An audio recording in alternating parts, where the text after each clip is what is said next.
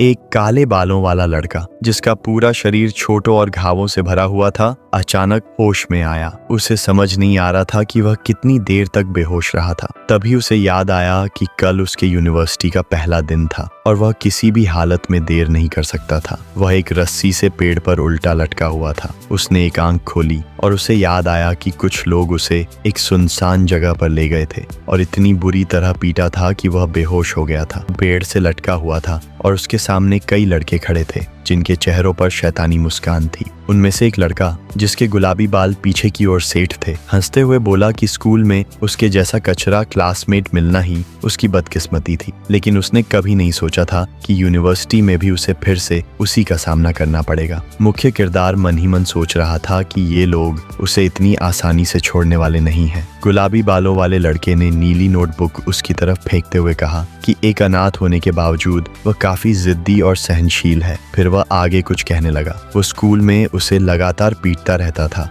फिर भी वो कभी मरा नहीं। लिंकू ने सोचा कि इस लड़के का नाम हू है। वो उसका पुराना क्लासमेट था, या यूं कहें कि उसका बुली। हाउ अपने चेहरे पर एक खतरनाक मुस्कान लिए बोला कि उसने गेम में उसका कैरेक्टर देखा था और वो काफी कूल लग रहा था। उसने मजाक उड़ाते हुए कहा कि शायद लिंगो असल जिंदगी में इतना बदहाल और फटेहाल था कि कम से कम गेम में तो खुद को प्रिटी बॉय समझना चाहता होगा। ये कहते ही हाउ की आंखें चौड़ी हो गईं। उसे लिंक्यू का चेहरा देखते ही गुस्सा आने लगा। अगले ही पल उसने जोरदार पंच उसके सीने पर दे मारा। लिंक्यू के मुंह से खून निकल आया। उसने सोचा कि ये आदमी तब से उसके पीछे पड़ा हुआ है जब स्कूल में गलती से उससे टक्कर हो गई थी। उसने कितनी ही बार अपोलोजाइज किया, लेकिन सब बेकार था। हाउ क्रूरता से हंस पड़ा। प्रोटैगनिस्ट ने भौहें सिकोड़ते हुए सोचा कि ऐसे लोगों से मर्सी की भीख मांगने का कोई फायदा नहीं है। तभी हाउ ने तिरस्कार भरे लहजे में पूछा कि आखिर उसे अवेकेंड वन बनने की इजाजत किसने दी। अवेकेंड वन ह्यूमैनिटी की सेकेंड एवोल्यूशन का प्रतीक थे। गेम स्काई वैली की बढ़ती पॉपुलैरिटी के प्रभाव में जो प्लेयर्स दूसरों से पहले मैक्सिमम लेवल तक पहुंच जाते थे, उन्हें गेम को अपना प्रोफेशन बनाने का मौका मिलता था। इसके बदले उनकी इन गेम स्किल्स वास्तविक दुनिया में ट्रांसफर हो जाती थीं। इसी प्रक्रिया को कहा जाता था सेकेंड एवोल्यूशन, द अवेकनिंग। जितना कम उम्र का और जितना ज्यादा शक्तिशाली अवेकेंड होता, उसकी कीमत स्टेट की नजरों में उतनी ही ज्यादा होती। ऑर्डिनरी पीपल के मुकाबले उनकी श्रेष्ठता, स्पेशल प्रिविलेजेस और एजुकेशन में मिलने वाले विशेष अधिकारों की वजह से अवेकेंड लोग एलीट क्लास के सबसे ऊपरी स्तर पर पहुंच जाते थे। छाऊ ने ताने मारते हुए अपना हाथ झटका और कहा कि उसने अपना हाथ किसी ट्रैश के खून से गंदा कर लिया है। उसके बगल में खड़े दोनों लड़के लिंक्यू को हैरानी से देखने लगे और उनमें से एक लड़के ने कहा कि अगर वो उसे इसी तरह पीटता रहा तो शायद वो मर जाएगा। हाउ ने तुरंत खतरनाक नजरों से उसकी तरफ देखा और पूछा कि क्या उसे उस पर तरस आ रहा है। लड़के ने घबराई हुई आवाज में कहा कि उसे तरस नहीं आ रहा, वो सिर्फ डर रहा है कि अगर सच में उसकी मौत हो गई तो कहीं उन्हें परेशानी न हो जाए। हाउ ने तिरस्कार से पूछा कि क्या उसे लगता है कि ऐसे घटिया इंसान की मौत से एलीट लोगों पर कोई असर पड़ेगा। लिंकू उनके सामने उल्टा लटका हुआ था। उसके शरीर से लगातार खून बह रहा था। तभी दूसरे लड़के ने देखा कि मेन कैरेक्टर उन्हें शांत नजरों से देख रहा था। लिंकू की आंखों में कोई डर नहीं था। ये देखकर हाउ और भी ज्यादा गुस्से से भर गया। उसके चेहरे की नसें उभर आईं। वो चिल्लाया कि यही बात उसे सबसे ज्यादा नफरत दिलाती है। हाउ की स्किल एक बैटल क्राई इफेक्ट थी। उसके बैटल क्राई की शक्ति सीधे दुश्मन के शरीर और दिमाग पर हमला करती थी। हाउ के सिर से निकली साउंड वेव ने हवा को हिला दिया और पेड़ से लटके लिंगिलू के शरीर को झकझोर कर रख दिया। वो जोर से चिल्लाया और कहा कि मान लो कि तुम ट्रैश हो। गुस्से से दहाड़ते हुए उसने पूछा कि आखिर उसकी आंखों में इतनी दृढ़ता क्यों दिखाई देती है। वो फिर गरजा कि वो एक अवेकेंड वन है और पूछा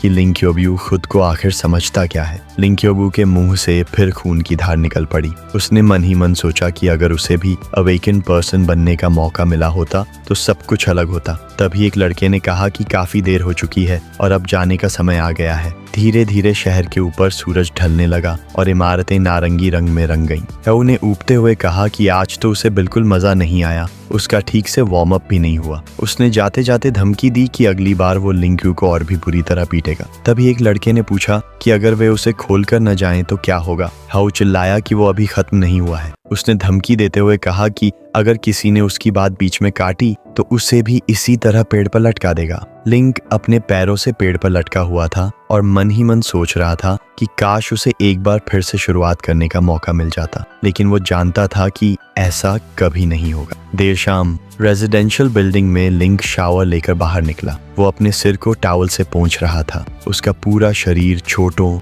घावों और खरोंचों से भरा हुआ था। उसकी नजर मेज पर रखे एक हेलमेट पर पड़ी जिसमें कई वायर्स जुड़े हुए थे और स्क्रीन्स हल्की रोशनी में चमक रही थी। गेम में लॉगिन करने के बाद लिंक क्यूगू अपने व्हाइट हेड गेम कैरेक्टर के रूप में दिखाई दिया। उसने सिर हिलाया और सोचा कि वो टॉप 100 थीव्स की रैंकिंग में भी नहीं है। वो सिर झुकाए जंगल जैसे इलाके में आगे बढ़ता रहा। चारों तरफ ऊंचे ट्रीज खड़े थे। चलते हुए उसने सोचा कि बैटल पावर रैंकिंग के सबसे ऊपर मौजूद खिलाड़ियों से उसकी तुलना करना भी बेकार है। फिर उसके मन में वही ख्याल आया, अगर उसे एक और चांस मिल जाए तो शायद वो भी एक अवेकेंड वन बन सकता है। उसी समय आर्मर पहने एक ताकतवर मस्कुलर गाय एक लड़की की तरफ मुड़ा और बोला कि ऐसे क्वेस्ट के लिए आउटसाइडर्स की मदद लेने की कोई जरूरत नहीं है। वो चाहें तो अपने क्लैन के लोगों को बुलाकर भी मदद ले सकते हैं। उनके सामने हल्के गुलाबी बालों वाली एक लड़की खड़ी थी। उसने गहरे नीले रंग का रोब पहन रखा था। उसके पास हवा में एक बैंगनी रंग की बुक तैर रही थी और लड़की ने अपनी हथेली के ऊपर तैर रही बैंगनी बुक को संभालते हुए चिंतित चेहरे के साथ जवाब दिया कि अगर उसकी मुलाकात उससे नहीं हुई होती तो वह अब तक किसी दूसरे प्लेयर्स ग्रुप में शामिल हो चुकी होती। उसने कहा कि वह क्लैन की मदद नहीं लेना चाहती और पहले ही उसके प्रस्ताव का फायदा उठा चुकी है, इसीलिए उसने दूसरे प्लेयर्स को हायर करने का फैसला किया। उधर लिंक क्यूलियो बिस्तर पर लेटा हुआ था और उसने डाइविंग हेलमेट पहन रखा था। उसके हेलमेट पर एक नीला सर्कल चमक उठा। स्काई वैली, कासा की मेन सिटी। गेम में मेन कैरेक्टर का नाम भी वही था जो असल जिंदगी में था। लिंकू वह एक मैक्सिमम लेवल 120 थीफ था। वह प्लेयर्स रैंकिंग टेबल के सामने खड़ा था। लिंक्यू खुद को एक टैलेंटेड प्लेयर मानता था, लेकिन दुर्भाग्य से उसने दूसरों की तुलना में 1 साल बाद गेम खेलना शुरू किया था। इसी वजह से कई मामलों में वह उन प्लेयर्स से पीछे था जो उससे ज्यादा समय से खेल रहे थे। ऊपर देखते हुए लिंक्यू ने कहा कि उसने कल ही मुश्किल से लेजेंडरी डैगर हासिल किया था, लेकिन इसके बावजूद थीव्स रैंकिंग में उसकी पोजीशन और नीचे चली गई थी। प्लेयर टेबल को देखते हुए उसने कहा कि शायद उन लोगों को किसी अनचार्टेड केव में अच्छे आइटम्स मिल गए होंगे या फिर उन्हें हाई लेवल प्लेयर्स की मदद मिली होगी। मेन कैरेक्टर ने कहा कि उसकी वर्तमान रैंक 3,960,000 है। स्क्रीन को हाथ से स्क्रॉल करते हुए लिंक्यू ने भौहें सिकोड़ ली। उसकी रैंक 2061 से गिरकर 2062 हो गई थी। अपनी क्लास के टॉप 100,000 प्लेयर्स में पहुंचने के लिए उसने पूरा 1 साल लगा दिया था। किसी दूसरे प्लेयर के लिए यह एक बहुत बड़ी अचीवमेंट होती, लेकिन थीफ रैंकिंग के टॉप 100 प्लेयर्स वे तो मानो गॉड्स जैसे थे। लिंक उनकी तरफ मुड़ा और अपने सीने पर हाथ रखते हुए अपना परिचय दिया। उसने कहा कि वह लेवल 120 गोस्ट थीफ है और वे लोग उसी को हायर करने आए हैं। गंभीर चेहरे वाले आदमी ने कहा कि उसे अपना परिचय देने की जरूरत नहीं है, उन्होंने पहले ही उसका मैसेज देख लिया था। उसने ठंडे स्वर में कहा कि वह यहाँ सिर्फ ग्रुप की संख्या पूरी करने के लिए मौजूद है। उसका काम बस इतना है कि वह उनकी रफ्तार धीमी न करे। लिंक ने उसे उदास नजरों से घूरा। उसने मन ही मन सोचा कि उसे असल जिंदगी की तरह गेम में भी ज्यादा बातें करना पसंद नहीं है। फिर उसके मन में ख्याल आया कि कुछ लोगों को अपनी जुबान पर काबू रखना क्यों नहीं आता। वह आदमी अब भी उसे घूर रहा था। तभी हुड पहने एक लड़की जिसके एनिमल ईयर्स थे और जिसका चेहरा बैंडेजेस से ढका हुआ था, लिंक्यू से बोली कि उसने सुना है कि वह किसी भी क्लैन का मेंबर नहीं है,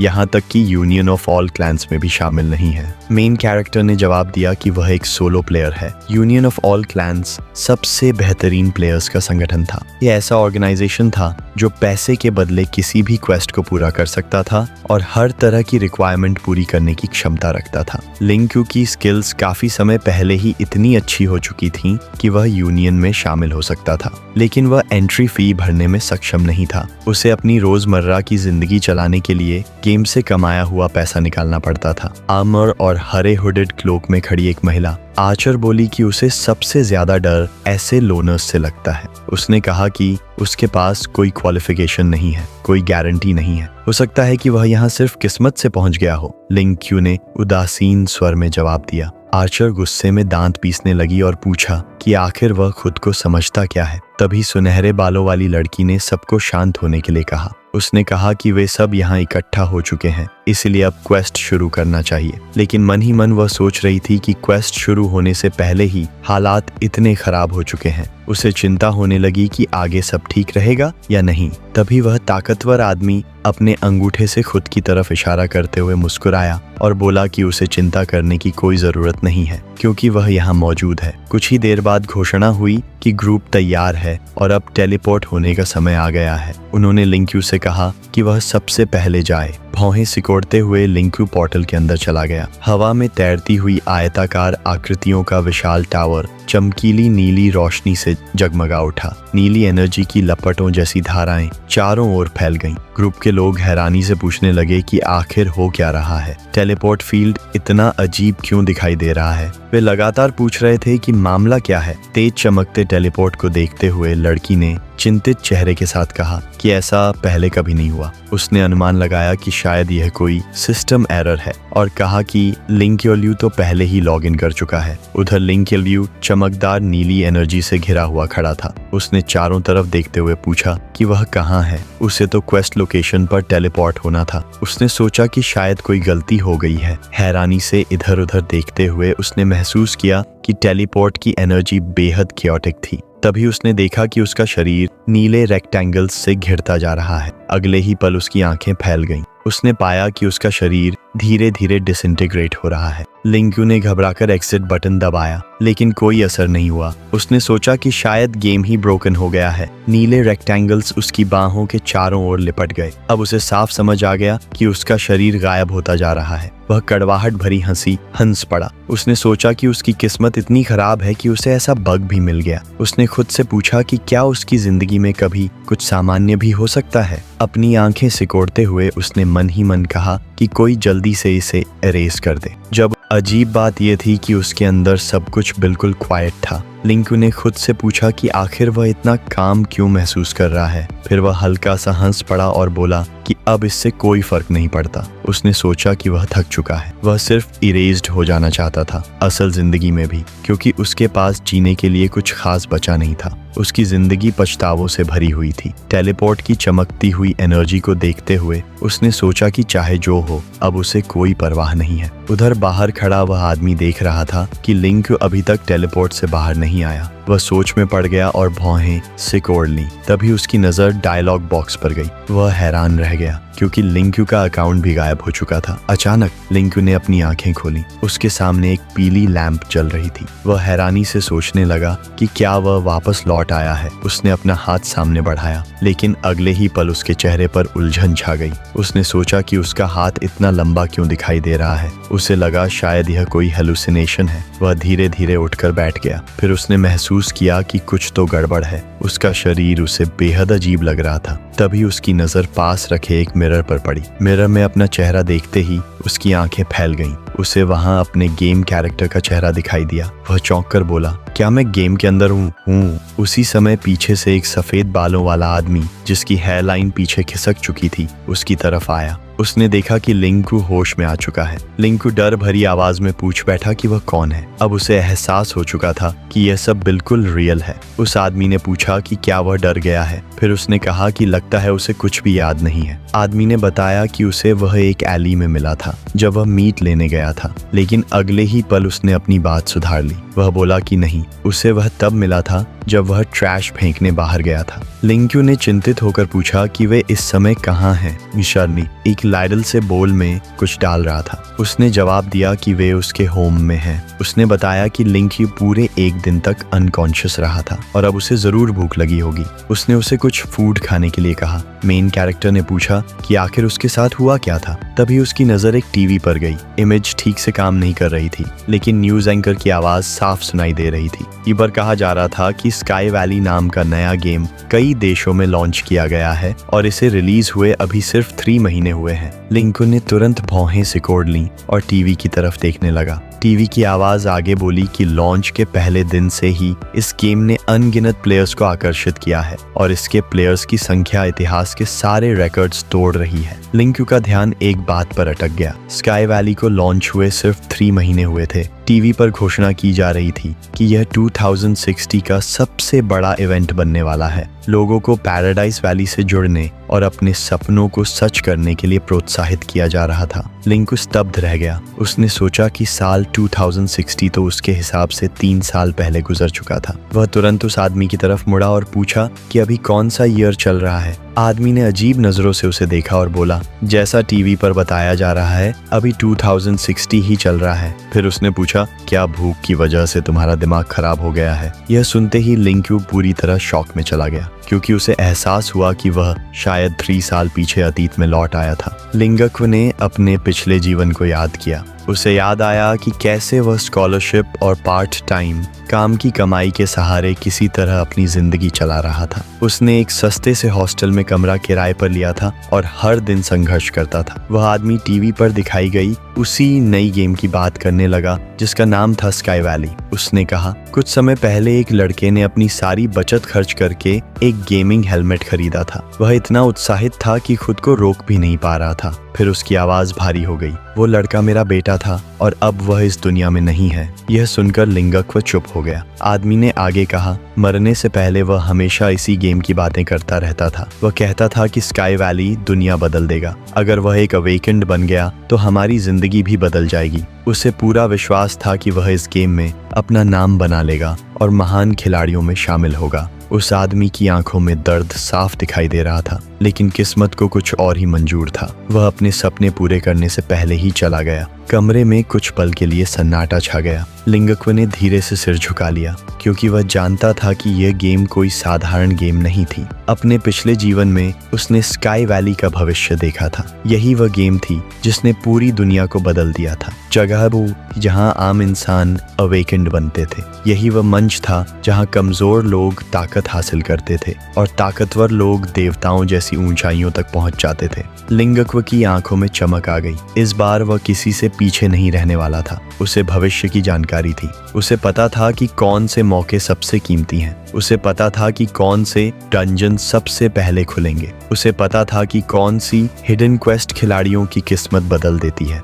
और सबसे बड़ी बात, उसे पता था कि दुनिया पर आने वाली तबाही से पहले खुद को कैसे मजबूत बनाना है। उसने मन ही मन कसम खाई, इस बार मैं असफल नहीं होऊंगा। मैं टॉप 100 खिलाड़ियों में पहुंचूंगा। मैं सबसे शक्तिशाली अवेकेंड बनूंगा और इस बार मैं अपनी किस्मत खुद लिखूंगा। उसकी मुट्ठियां अपने आप भींच गईं। स्काई वैली का ऑफिशियल लॉन्च अब बस कुछ ही घंटों दूर था। एक नई शुरुआत उसका इंतजार कर रही थी। उस आदमी ने उदास मुस्कान के साथ कहा कि वह हमेशा लोगों की मदद करना चाहता था ताकि वे इस बदहाल जगह से निकल सकें। फिर उसने हैरानी से पूछा, क्या सच में एक गेम इंसान की जिंदगी इतनी आसानी से बदल सकता है? उसने कहा कि पहले उसे यह सब एक बचकाना सपना लगता था। लिंगक्व ने गंभीर होकर जवाब दिया, हाँ, बिल्कुल संभव है। उसकी आवाज में ऐसा विश्वास था कि आदमी भी कुछ पल के लिए चुप हो गया। लिंगक्व ने कुर्सी के सहारे हाथ रखते हुए कहा, एक अवेकेंड बनने के बाद इंसान की पूरी जिंदगी बदल सकती है। स्काई वैली कोई साधारण गेम नहीं है।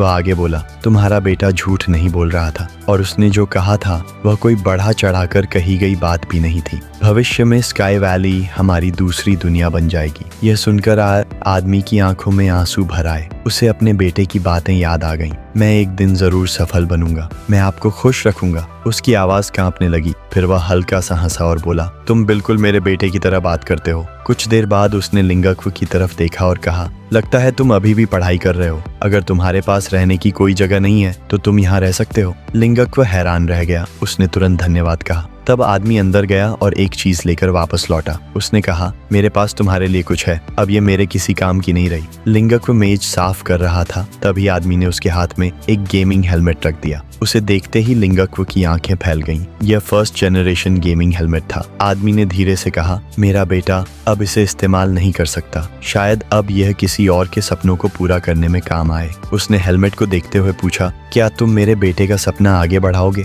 लिंगक्व की आंखों में दृढ़ निश्चय चमक उठा। उसने गंभीर आवाज में कहा, चिंता मत कीजिए, मैं सिर्फ उसके सपने को आगे नहीं बढ़ाऊंगा, मैं उसे उससे भी ऊंचाई तक लेकर जाऊंगा जहां तक उसने कभी सोचा भी नहीं होगा। इतना कहकर उसने हेलमेट अपने हाथों में लिया। अब और इंतजार करने का कोई कारण नहीं था। उसने तुरंत हेलमेट पहन लिया। अचानक उसकी आंखों के सामने कई नीले स्क्रीन उभर आए। Character creation, please create your character. सबसे पहले नाम चुनने का विकल्प आया। लिंगक्व ने बिना सोचे अपना नाम दर्ज किया। लिंक्विस्ट के बाद अगला विकल्प सामने आया, choose your race and class. लिंगक्व ने बिना हिचकिचाए ह्यूमन रेस चुन ली। उसने मन ही मन सोचा, इंसान के रूप में खेलना सबसे सुविधाजनक रहता है। स्क्रीन पर जानकारी दिखाई दी। ह्यूमन रेस स्काई वैली की मूल निवासी जाति है। इनकी शारीरिक क्षमताएं संतुलित होती हैं और इनकी बुद्धि असाधारण होती है। हर लेवल अप पर इन्हें अतिरिक्त विजडम और परसेप्शन पॉइंट्स प्राप्त होते हैं। इसके बाद एल्व्स की तस्वीरें सामने आईं।